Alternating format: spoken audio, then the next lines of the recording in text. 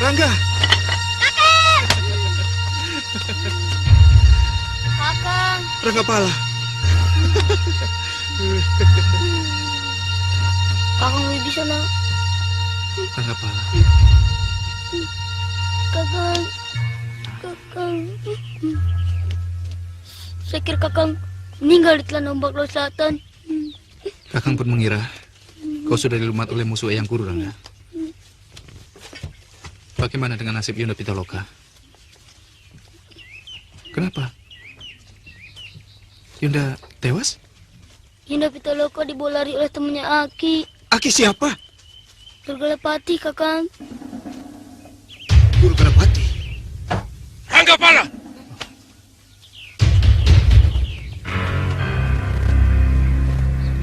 Ternyata aku masih hidup, kunyuk kecil. Lari, Kakang. Minggir.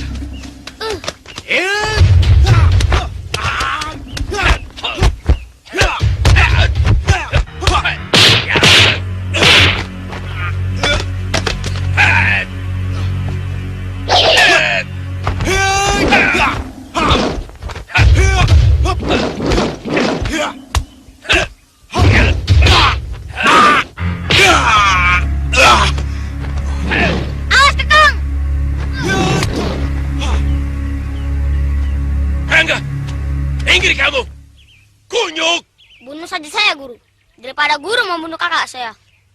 Minggir! Aku tidak pernah keberang tanggung terhadap musuhku. Hei! Rangga tidak pernah menjilat ludah kembali. Silakan, guru. Dasar anak kunyuk!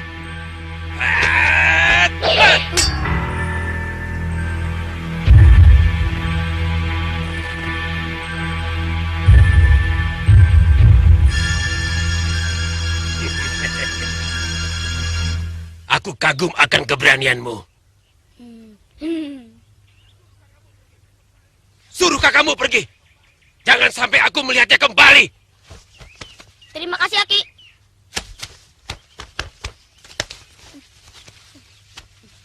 Ayo, dia suka menjilat ludah sendiri. Ayo, cepat. Dan, ini buntalannya ketinggalan. Ayo, Kakang, cepat. Rangga, dia itu pembunuh guru kita. Nanti kita bicarakan. Yang penting kakaknya pergi dulu dari kelipatan ini. Ayo cepat pergi.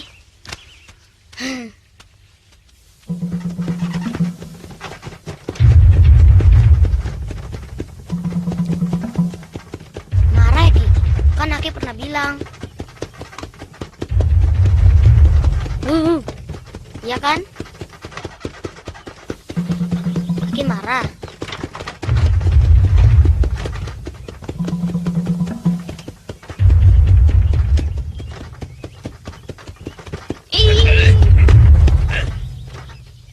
Marah ya? Kan Aki pernah bilang, marah itu tidak akan menyelesaikan persoalan. Iya kan? Aku tidak marah. Tapi Aki sebel melihat kelakuanmu. Sebel bolehlah. Tapi Aki sudah memaafkan Rangga kan? Ya, Aki maafkan. Tapi dengan syarat. Lo kok pakai syarat, Ki? Nah, ini pelajaran buat kamu. Kalau kamu mau mendapatkan sesuatu, kamu harus memberikan juga sesuatu. Seperti pedagang saja, Ki. Memang, hidup ini dagang, jual beli. Oh, jadi apa syaratnya, Ki? Mau tahu? Iya. 1. Kamu boleh menemui kakak sepupumu, Tapi kamu tidak boleh mengikuti dia. Kedua. Ya dua, Hmm. kamu tidak boleh meninggalkan Aki. Ketiga. Kamu harus jadi murid Aki. Keempat. Nggak ada lagi cukup 3, goblok. Waduh, borongan Ki. Aki benar-benar seperti pedagang. Ya, kalau mau maju, kita harus berpikir seperti pedagang. Hah? Ya. Hah? Jalan Ki.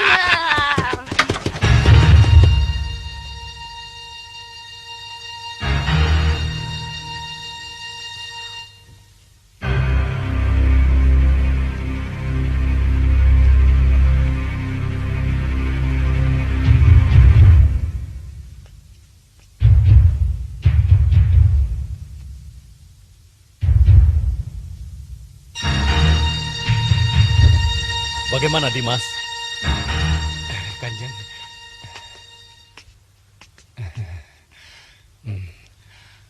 Maaf Kanjeng Adipati. Saya sudah tengok keluar. Belum juga datang. Jangan-jangan dia tidak datang.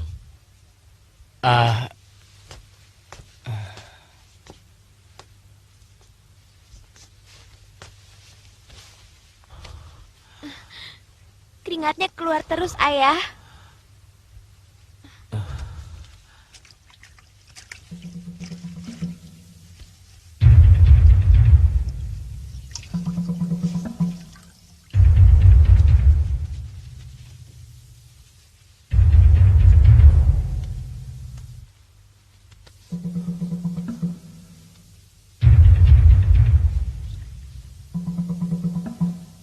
Jaga ibumu baik-baik.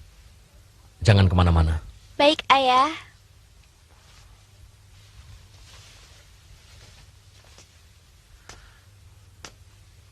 Sampai sekarang belum juga muncul.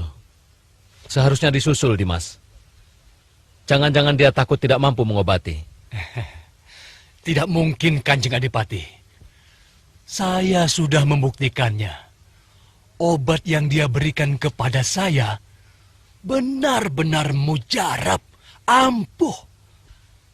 Baru tadi malam Nyimas Lasmi bisa tersenyum kepada saya. Obat apa? Biasa Kanjeng Adipati. Obat. Obat anu. Loh, kamu ini bagaimana? Punya penyakit seperti itu kok diam saja? Sudah lama belum? Kira-kira sudah 3 bulan Kanjeng Adipati. Betul sekarang sudah sembuh? Ya, sudah Kanjeng, sudah.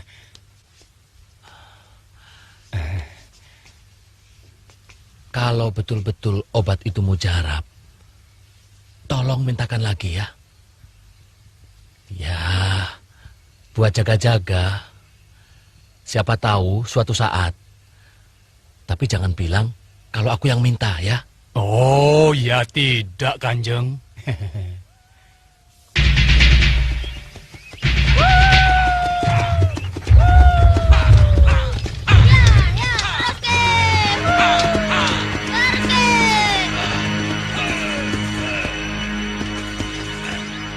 Ki, baru saya turun Ki.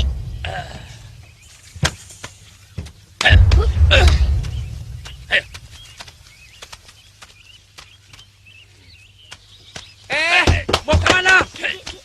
Ada perlu apa? Aku dipanggil kemari untuk mengobati Gusti Permaisuri. Tunggu dulu di sini. Akan kami laporkan pada Gusti Adipati. Kalau sampai terlambat dan Gusti Permaisuri sampai, kamu tanggung jawab. Loh, kok jadi nakut-nakuti? Sudah, jangan banyak ngomong. Tunggu saja di sini. Silakan.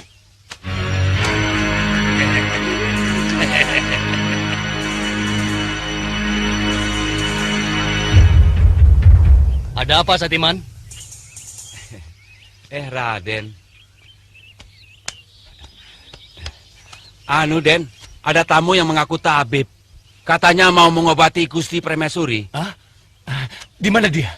Ada di luar. Kenapa tidak disuruh masuk? Saya suruh tunggu di luar. Goblok!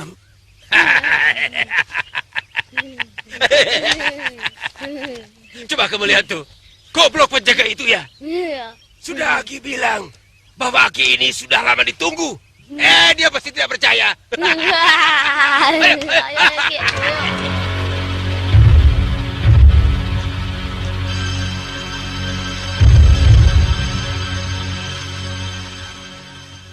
Kanjeng Adipati, ini tabib Jala Sutra yang saya ceritakan. Apakah sudah kau ceritakan bahwa tabib-tabib istana sudah tidak mampu? Belum, Kanjeng. Sebelumnya aku kasih tahu bahwa penyakit yang diderita oleh istriku bukanlah penyakit biasa. Jadi kalau Aki Tabib merasa tidak mampu, sebaiknya jangan teruskan. Kanjeng Adipati, hamba mohon maaf, beribu-ribu maaf. Kalau hamba katakan bahwa hamba pasti bisa menyembuhkan istri Kanjeng Adipati yang tercinta, berarti hamba mendahului Sang Pencipta. Tapi hamba akan berusaha sungguh-sungguh agar istri Adipati kembali sembuh.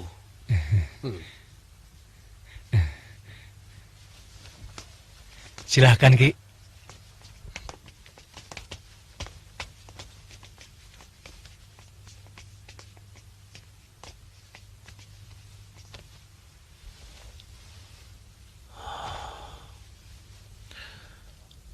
Mendengar ucapanmu, seakan-akan Aki Tabib merasa yakin betul bisa menyembuhkan istriku. Kalau terbukti, tentunya aku akan bergembira sekali. Silakan duduk, Aki Tabib. Terima kasih. Aku tidak akan mengecewakanmu. Hadiah apa kiranya yang Aki inginkan? Kanjeng Adipati, bukannya hamba menolak hadiah. Maaf, hamba tidak bersedia menerima apapun. Sebagai seorang tabib, sudah menjadi tugas hamba untuk menolong orang-orang yang membutuhkannya.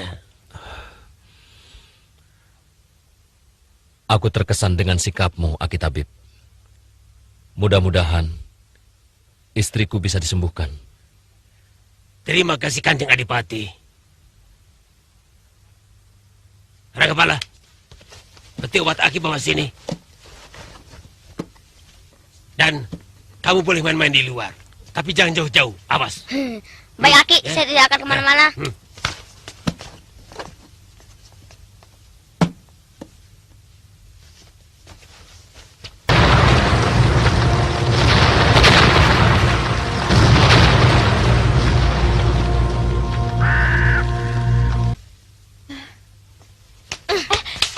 Tunggu. Itu bapak kamu ya? Iya, Kamu mau kemana? saya mau main di luar. Jangan, main sama saya saja. Saya banyak mainan. Nggak mau. Uh.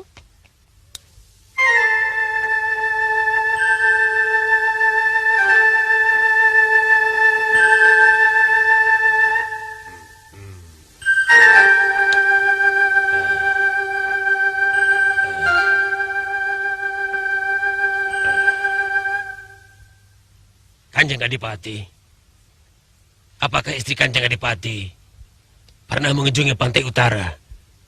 Atau barangkali pernah bermalam di salah satu kadipaten yang ada di sana? Belum pernah. Apa hubungannya dengan penyakit istriku? Penyakit seperti ini sudah terlalu terkenal di pantai utara. Penyebabnya kuman yang berasal dari bangkai kodok dalangu. Warna kodoknya merah kekuning-kuningan. Apakah Kanjeng Adipati pernah melihat?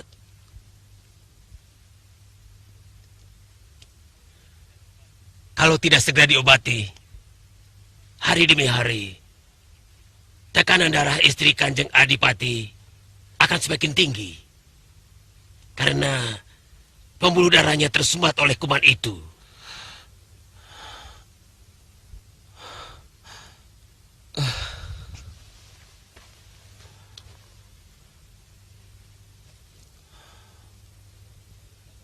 Setelah mengetahui keadaan penyakit istriku, apakah Aki Tabib masih yakin bisa menyembuhkannya?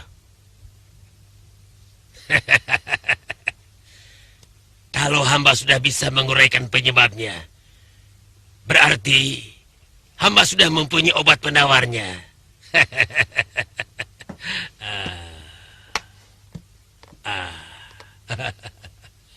Ini obat penawarnya.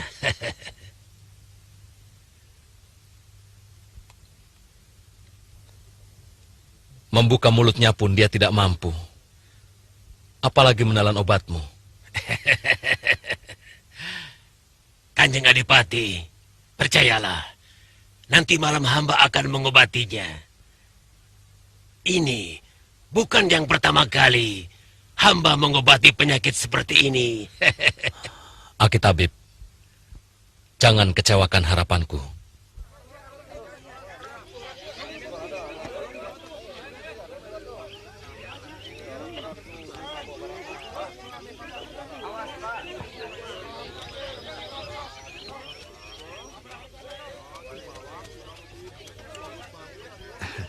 Tambah lagi, Mang. Hah?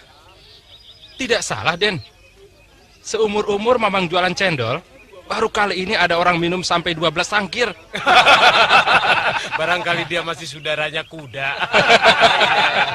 Punya uang tidak? Ya punya, Mang. Kalau tidak punya uang, mana berani saya minum sebanyak ini. Nih, ayo cepat buatkan satu lagi. Ya. Sebentar, Den. Cangkirnya habis.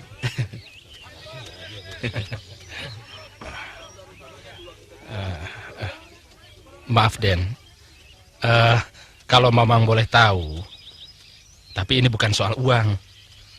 Melainkan, kenapa Raden minum bisa sebanyak ini? Apa karena haus, enak, atau barangkali bikinan Mamang nikmat ya? Kalau Mamang tanya begitu, saya jadi bingung, Mang. Kalau saya jawab tidak enak, nanti Mamang marah, ya kan? Tidak. Kalau memang tidak enak, bilang saja tidak enak. Jangan marah lah, Mang. Saya kan guyon. Sebenarnya, sudah 2 hari saya tidak makan, Mang.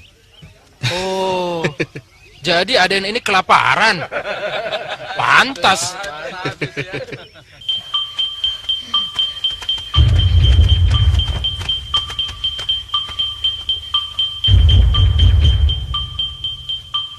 Kakang mau bisa nak? Kang. Kenapa, Kang? Kok kurang bergairah? Sakit ya? Mana Rangga Krokin? Rangga tahu Kakang marah sama Rangga, iya kan?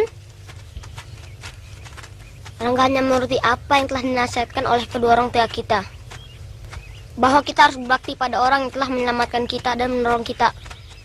Tapi dia telah membunuh guru kita dan mencelakakan kita, Rangga. Kakang benar.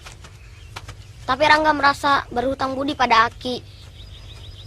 Seperti Rangga berhutang budi pada Eyang Astagina yang telah memberikan kita ilmu.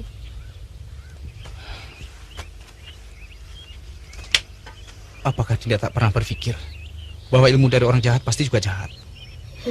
Kakang lupa. Eyang Astagina pernah mengatakan, kita harus bisa memilah-milah kebajikan. Kakang! Katanya, ajaran yang baik bisa saja keluar dari orang yang kita anggap jahat. Dan ajaran yang kurang baik bisa saja keluar dari orang yang kita anggap baik. Bukan begitu, Kakang? Tapi itu ajaran orang-orang tua, Rangga. Biasanya anak-anak sosial kita lebih sering terpengaruh buruknya daripada baiknya. Kakang sangat mengkhawatirkan Rangga menjadi penjahat. Kakang jangan merendahkan Rangga. Rangga selalu berusaha untuk menjadi anak yang baik. Mudah-mudahan Rangga sanggup untuk tidak ikutan minum arak, tidak ikut-ikutan berjudi. Jangan khawatir. Rangga akan selalu berusaha, Kakang.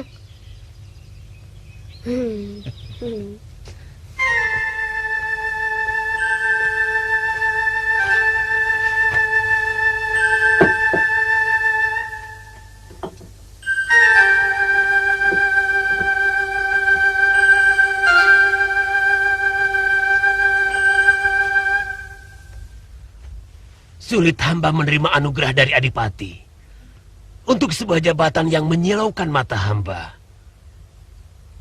Menjadi tabib kadipaten benar-benar tidak pernah hamba mimpikan.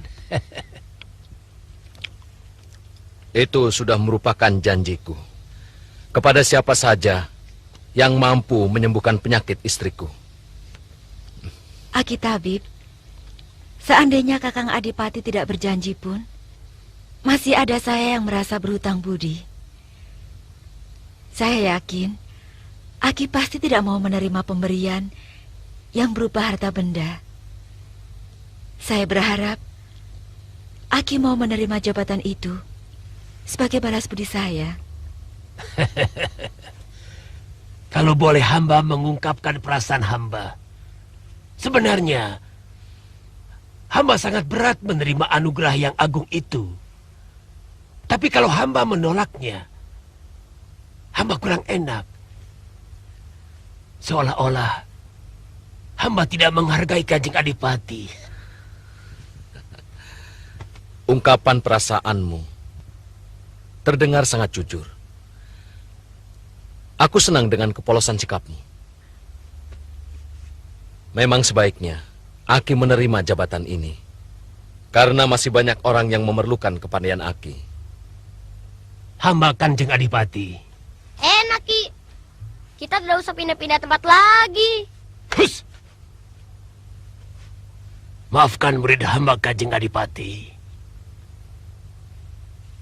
Kalau saya pikir nasib Prabu Brahma Kumbara itu sangat beruntung. Dari anak seorang petinggi bisa menjadi seorang raja. Itu hanya sementara. Mana mungkin bukan keturunan darah biru layak menjadi raja? Kami yang keturunan langsung dari Sang Prabu Madangkara Waninghyun, sungguh-sungguh tidak bisa menerima. Apalagi ayahku adalah adik sepupu Sang Prabu, yang semestinya lebih layak untuk menduduki kursi raja daripada anak petinggi itu. Nah itulah, sebagai rakyat, hamba juga kurang sreg kalau diperintah oleh seorang raja yang bukan keturunan raja. Dan ketika hamba berkeliling ke seluruh tanah Mara, hampir semua para adipati merasakan kekecewaannya sama dengan Tuan. Oh, jelas.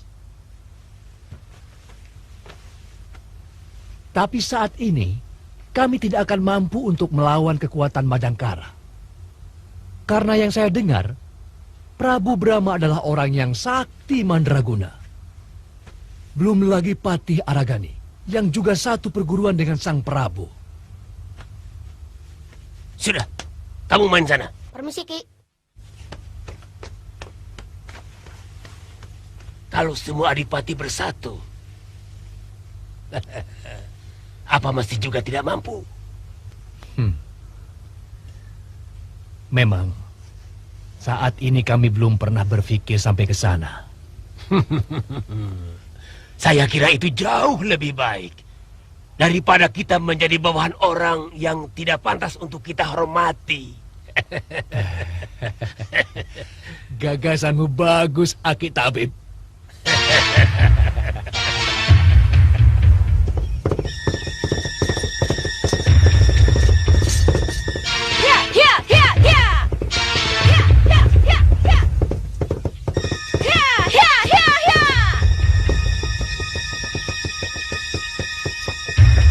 Permisi. Ya.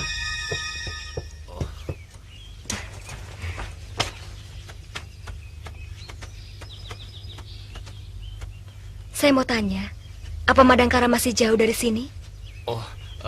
Kurang lebih sehari lagi perjalanan. Ikuti saja jalan ini. Dan Ayu dari mana? Saya berasal dari timur, dari Kahuripan. Kalau boleh saya tahu, dan Ayu ada perlu apa? Sampai jauh-jauh datang ke Madangkara. Barangkali saya bisa membantu, karena saya juga berasal dari Madangkara. Saya mau menghadap Sang Prabu Brahma Kumbara. Oh, maaf Den. Saya kira tidak terlalu sulit untuk menemuinya. Beliau berada di istana, dekat alun-alun. Terima kasih ke sana. Permisi. Iya, baik.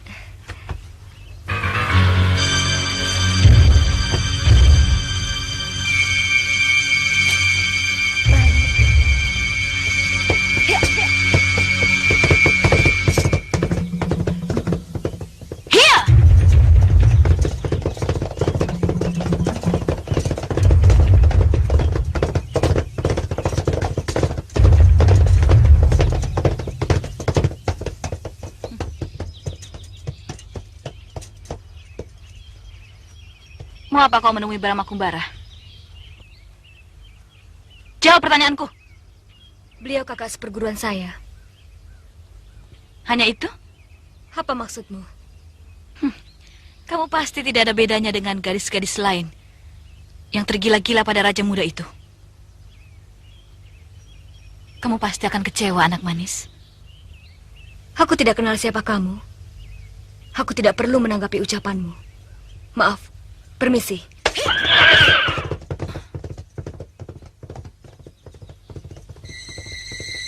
Aku tidak akan pernah rela pada siapapun yang berani mendekati Brahma Kumbara.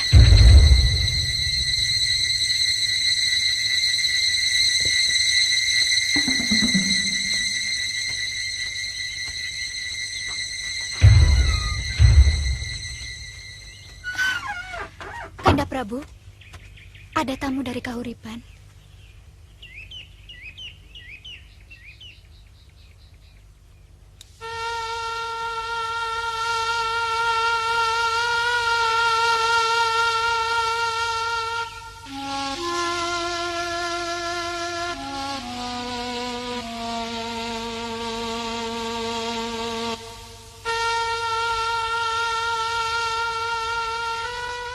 Sembah hamba Kanda Prabu.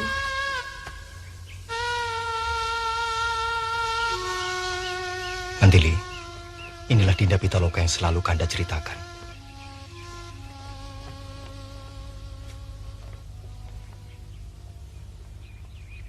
Saya tidak mengira kalau Dinda mau berkunjung kemari. Maaf kelancangan hamba Kanda Prabu. Mungkin kedatangan hamba kurang berkenan di hati Kanda.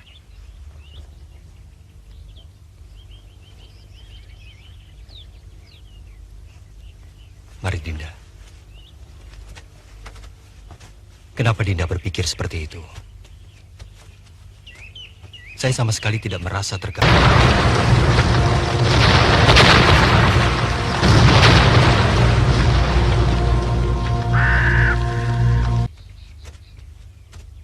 Sebaliknya, malah saya merasa senang karena Dinda mau berkunjung ke Madangkara.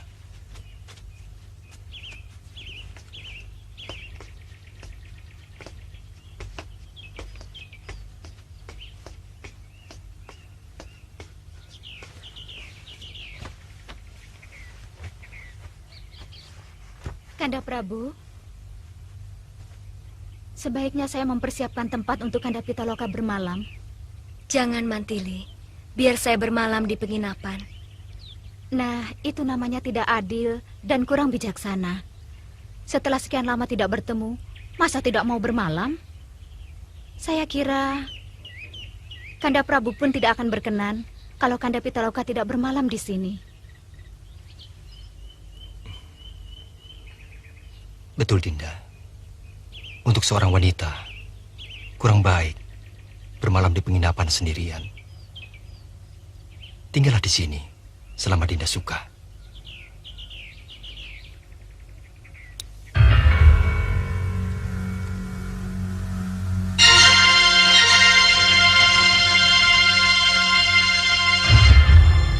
Laut, gelombang tinggi, goa. Di arah mana, Guru? Di tempat matahari tidur. Jauh. Saya tahu tempatnya, Guru. Goa Pantai Selatan di kawasan Madangkara. Saya harus mendapatkannya, Guru. Mungkin kau bisa mendapatkan dia. Tapi firasatku, kau akan mendapatkan mara bahaya. Guru, apapun bahayanya, akan saya lawan Guru. Buat apa lagi, Surah?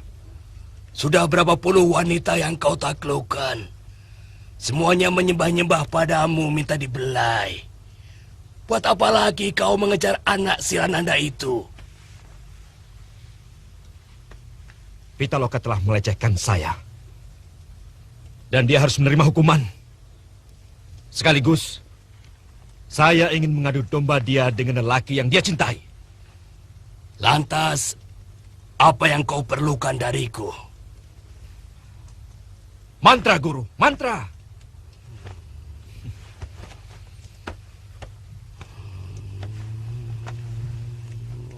Untuk membuat dia tergila-gila pada si Brahma, orang yang dicintainya.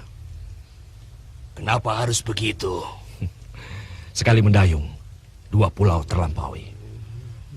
Brahma yang akan menanggung semua risiko yang saya lakukan pada dia, Pitaloka. Kau memang binatang. Gurunya binatang, muridnya pun binatang.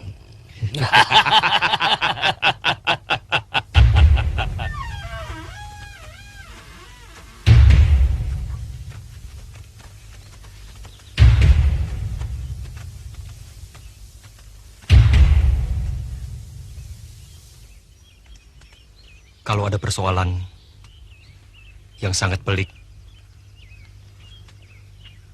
selagi aku masih ada di tempat Eyang Astagina,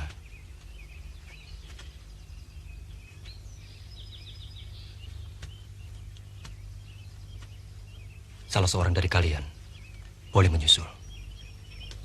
Hamba yang akan menyusul, Gusti Prabu.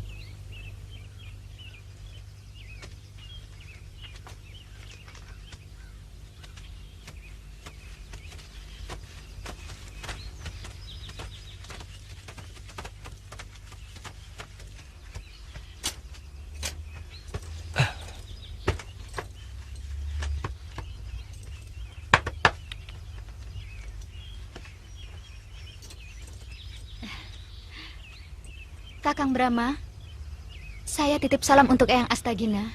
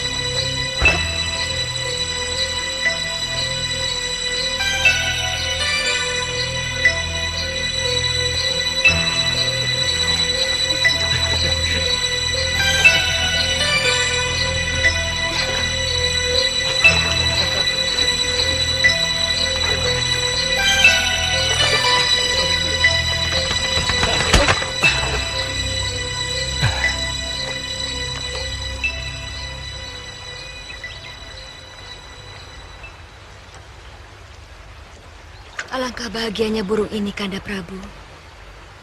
Bisa terbang bebas, berkejar-kejaran memadu kasih. Walaupun kita tidak punya sayap, kita pun bisa meniru seperti burung ini, Dinda. Saling berkejar-kejaran. Dan Jangan diteruskan, Kanda. Saya mengerti maksud Kanda. Kalimat seperti yang akan Kanda ucapkan lebih enak dirasa daripada didengar.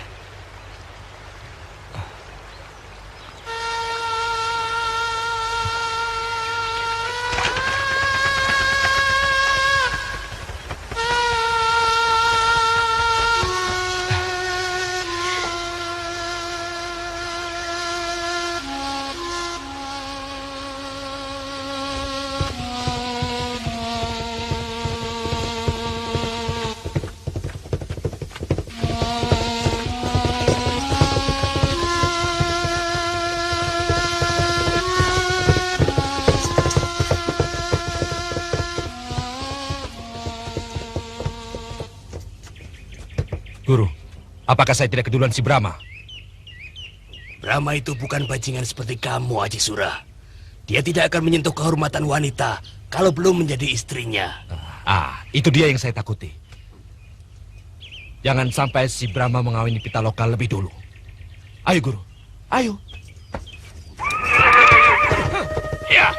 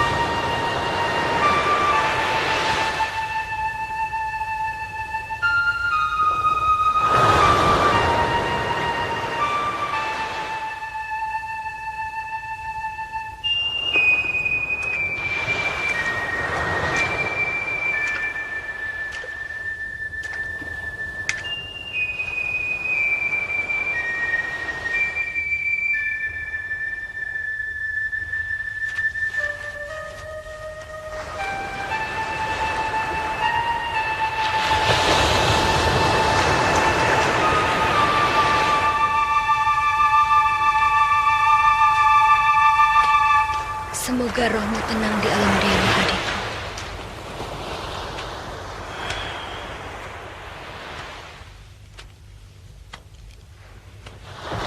Eyang yakin kalau Wibisana masih hidup.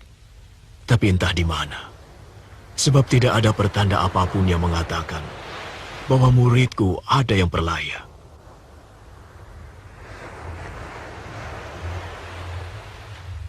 Saya percaya, Eyang. Tapi entah kapan saya dapat bertemu mereka kembali.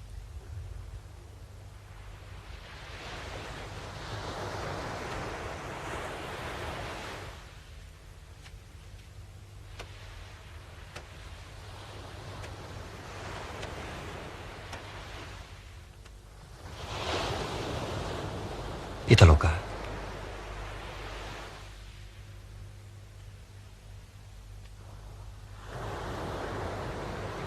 Dewata Agung selalu memberikan yang terbaik bagi umatnya.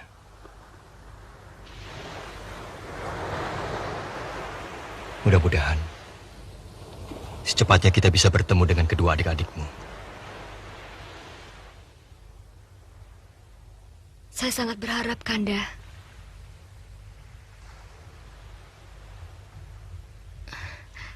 Kanda jadi pulang hari ini. Kenapa, Dinda?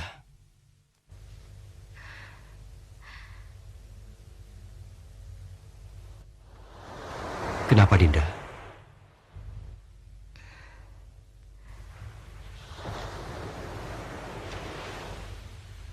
Tidak apa-apa. Sebenarnya, saya masih kangen pada Kanda.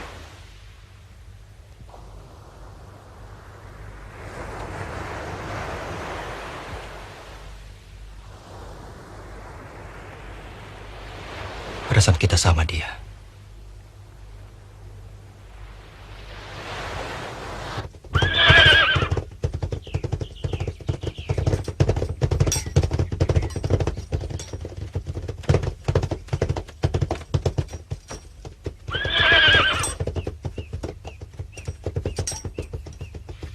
Pitaloka, sebentar lagi kau akan menyembah-nyembah padaku.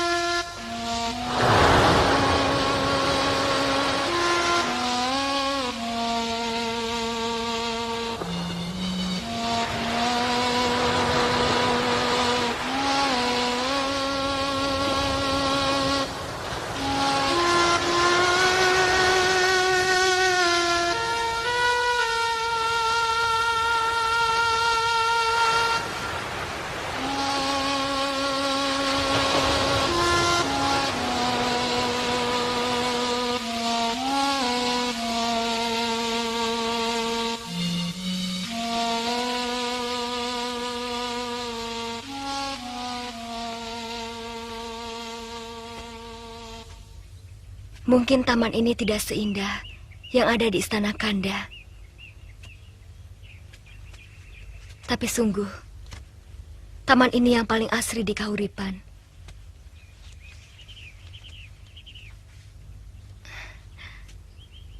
Kenapa Kanda memandang saya seperti itu? Tidak boleh? Boleh.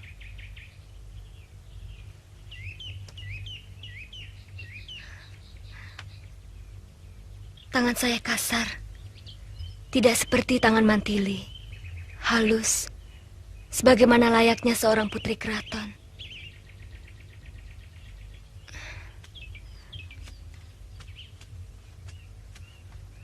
Ayah lebih suka saya sebagai pendekar daripada menjadi seorang putri. Saya kira wajar saja. Seorang pendekar kenamaan seperti ayahmu pasti menginginkan putra-putrinya juga dikdaya dan sakti mandraguna. Ya, tapi pada akhirnya saya kehilangan kehalusan kepribadian, kehilangan kehalusan kulit, dan kelentikan jemari tangan saya. Tapi ada kelebihannya. Kamu akan menjadi seorang yang tidak pernah menggantungkan diri pada nasib orang lain. Seperti kebanyakan pada kaum wanita.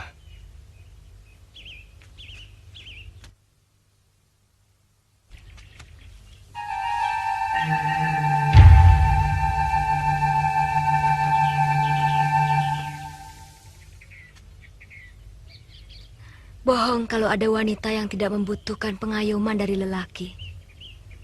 Sebab pada akhirnya, seorang wanita membutuhkan lelaki, siapapun dia. Karena hidup yang sebenarnya adalah keseimbangan antara butuh dan dibutuhkan. Seorang lelaki pun begitu. Dia membutuhkan seorang wanita untuk meladeni, untuk bertukar pikiran, juga untuk meneruskan keturunan.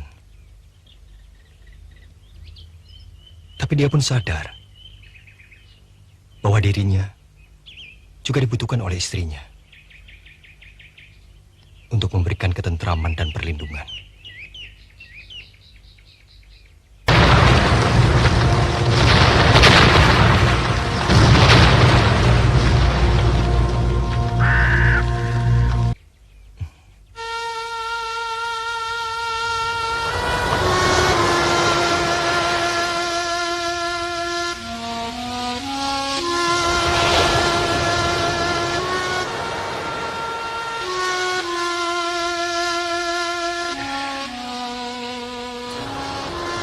Pitaloka. Eyang.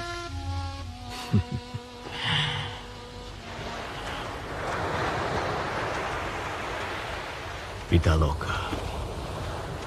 Eyang mau pergi menemui Sawung Rawon, adik seperguruan Eyang, yang tinggal di seberang lautan, di negeri Swarna Dwipa. Jangan lama-lama, Eyang.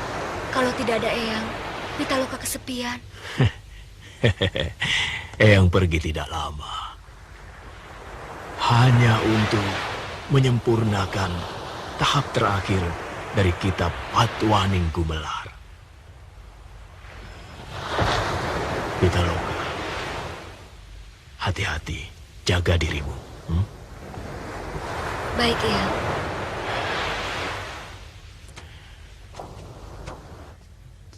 Semua perkiraan Kakang ternyata benar.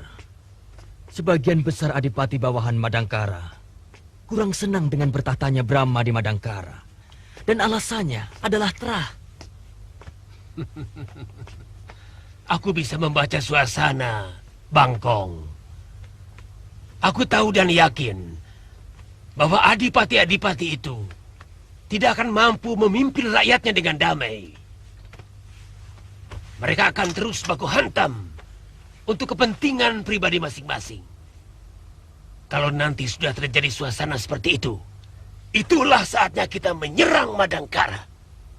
Maaf, Kakang. Bagaimana kalau ternyata mereka bersatu? Tidak mungkin. Manusia-manusia yang mengaku berdarah biru itu lebih memikirkan kesenangan pribadinya. Mereka lebih pandai menghafal isi Kama Sutra daripada Weda. Bagi mereka, rakyatlah yang harus memikirkan kesejahteraannya, bukan sebaliknya. Kalau begitu, saya kira yang penting sekarang ini, kita harus mencari pencetus dari persekongkolan ini. Harus ada adipati yang mau menjadi pemula.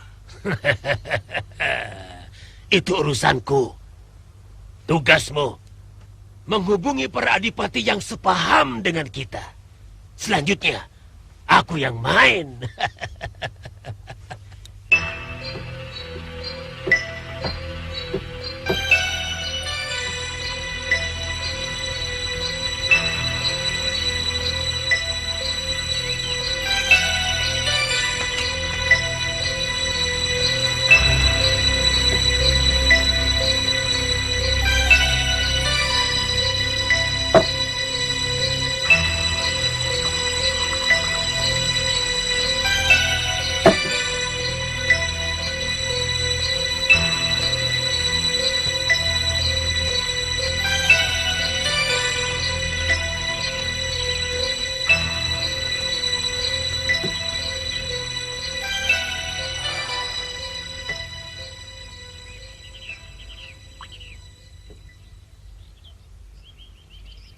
Sudah 3 hari kita di sini. Tapi bajingan itu belum juga nongol.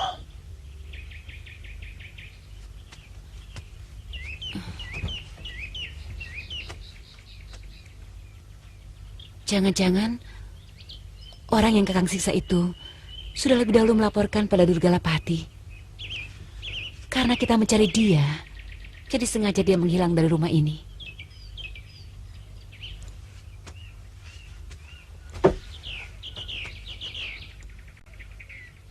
Pokoknya kita harus menemukan dia. Ada 2 persoalan yang harus kita selesaikan.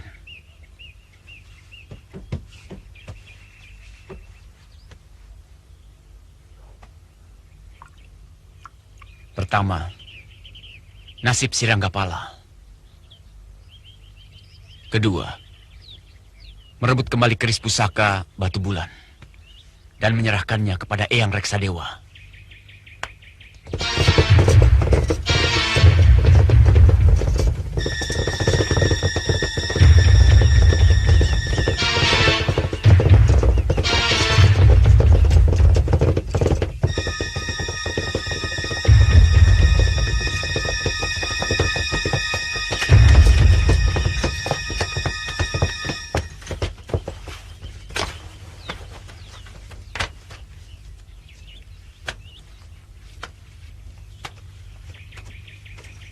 Aku tidak mau persiapan dilakukan di Cipaku. Jangan sampai terulang seperti kejadian di Kadipaten Bumi Alit. Semua senjata milik prajurit dirampas oleh Pati Aragani dan Senopati Gotawa. Hamba kira, kalau masalah itu, kita bisa bicarakan bersama para adipati yang lain. Yang sama-sama merasa tidak puas terhadap si Brahma. Kalau soal Bumi Alit, itu adalah kecerobohan daripada Adipati Bergawa sendiri, yang selalu ingin ingin hebat. Sehingga sebelum apinya menyala, asapnya sudah dicium di Madangkara. Bergawa. Itu kan masih kerabatku. Aku tahu, dari dulu dia memang goblok. Walaupun dia goblok, kita harus mengacungkan jempol setinggi-tingginya. Kita harus akui bahwa semangat pemberontakannya itu sangat tinggi. Itu yang harus kita tiru.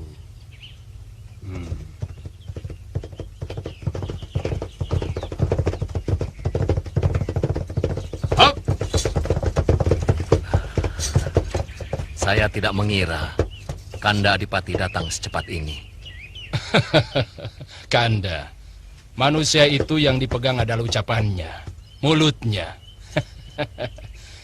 Kalau saya tidak datang hari ini, bagaimana penilaian Kanda terhadap saya? Mari, Kanda.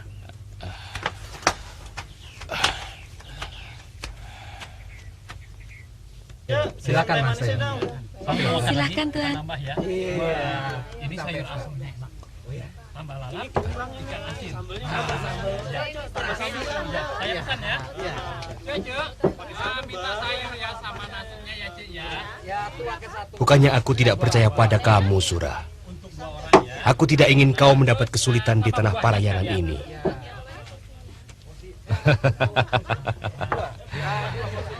Saya bisa menjaga diri, Guru.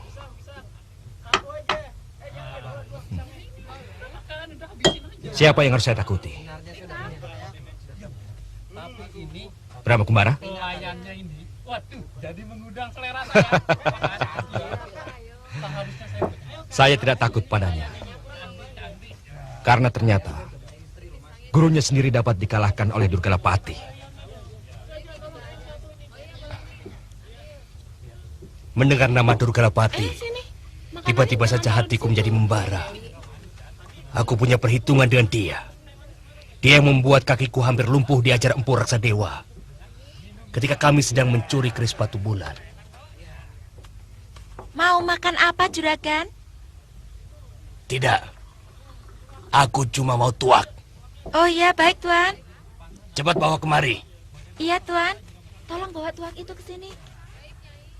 Ini tuaknya, Tuan.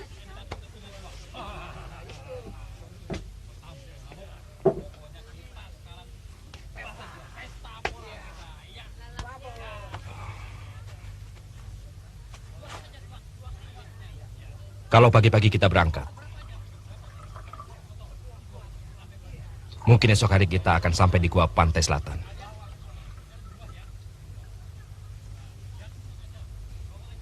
Cuma untuk tempatnya, saya tidak tahu. Itu urusanku.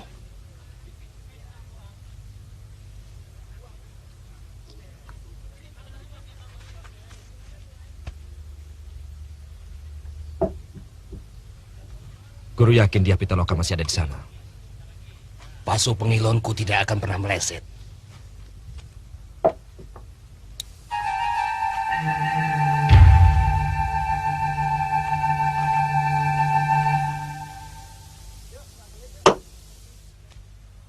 Seperti kata tabibku, kita tidak akan pernah mampu kalau tidak kita mulai. Akan tetapi untuk melangkah ke arah sana, harus ada kesepakatan dulu di antara kita. Maksud Kanjeng Adipati Barnas, apakah para gusti ini sudah merasa sreg diperintah oleh raja yang keturunan dari seorang petinggi biasa? Ya, memang tidak. Tapi sulit juga untuk kita memutuskan apakah tepat cara kita melakukan pemberontakan seperti itu. Saya bisa memahami kekhawatiran Dinda. Lawan kita memang cukup berat. Aragani dan Gusti Prabu Brahma Kumbara memang bukan lawan yang enteng. Jangan khawatir, Kanjeng Adipati. Hamba mempunyai kenalan pendekar-pendekar tangguh di tanah Pesundan ini. Bahkan, banyak di antara mereka punya ilmu yang lebih tinggi dari si Aragani. Jangan bergurau, Tabib. Gerakan ini yang akan menentukan nasib kita di masa yang akan datang. Sungguh, hamba tidak berguru, Kanjeng Adipati. Karena hamba seorang tabib, maka hamba kenal dengan mereka.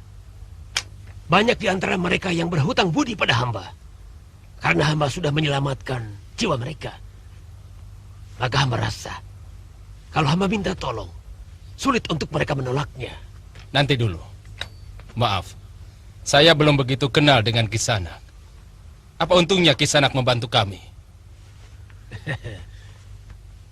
Ini pengabdian saya pada Kanjeng Adipati Barnas. Hanya pengabdian? Tentu saja tidak. Sebagai abdi, hamba juga mengharap kenaikan pangkat. Sekarang, hamba hanya sebagai tabib di Kadipaten. Apa tidak mungkin nanti kalau hamba akan diangkat menjadi tabib Istana Madangkara?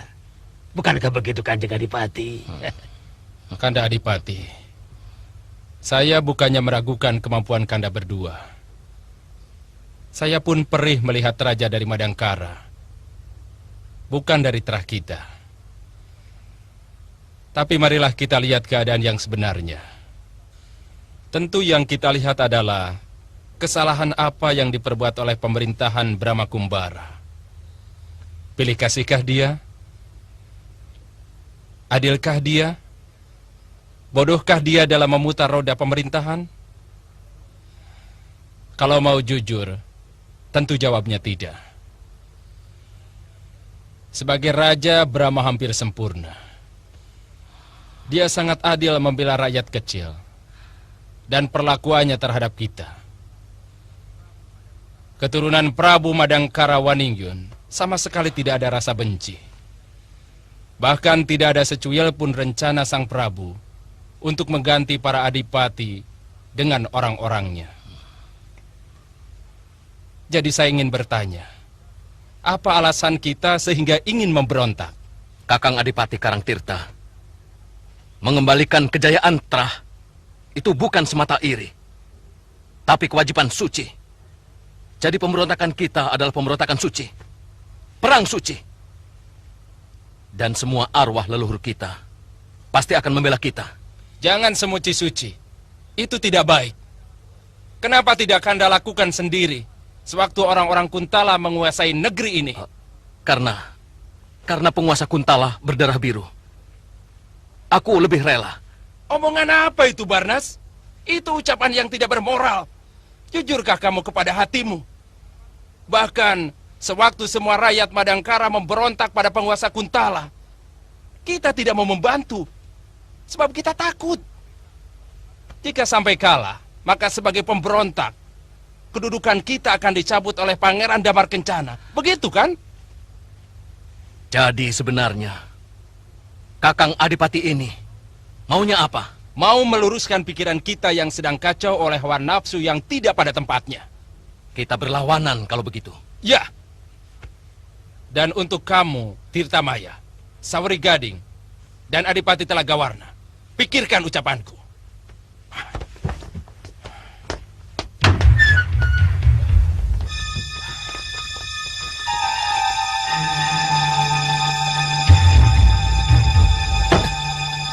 Kurang ajar. Mereka bisa membocorkan niat Kanjeng Adipati ke Madangkara. Bagaimana pendapatmu? Hanya mulut orang mati yang bisa diam.